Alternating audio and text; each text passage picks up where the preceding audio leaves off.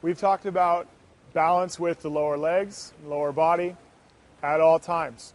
We're going to throw a little bit of more motion into it.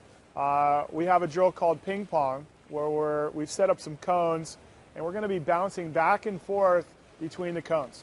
Now this does a couple things. One is it throws in a little bit more motion and movement where we always have to rebalance our legs and keep them underneath us. Really important during all that motion. And the other thing it does is it's a little bit of a conditioning drill. It actually fires up all the little muscles that you need to kind of move back and forth. So one important thing here is I want it to be a quick transition from forward, back, or side to side so that we have to make that quick adjustment to get our hips and legs underneath us all the time. All right. One thing I'm going to look for here is keeping the water. They have some jugs here that they could be using. You could be using a heavy ball.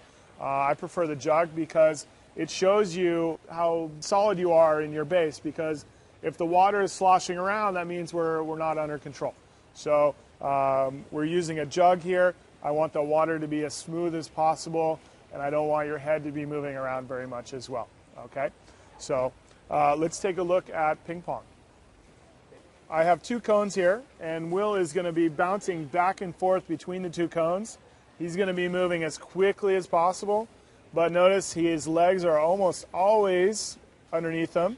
What I'm looking for is that head is not moving and that water in there is not sloshing around. He's doing a really good job of keeping that water from moving around. Really nice imbalance this whole time.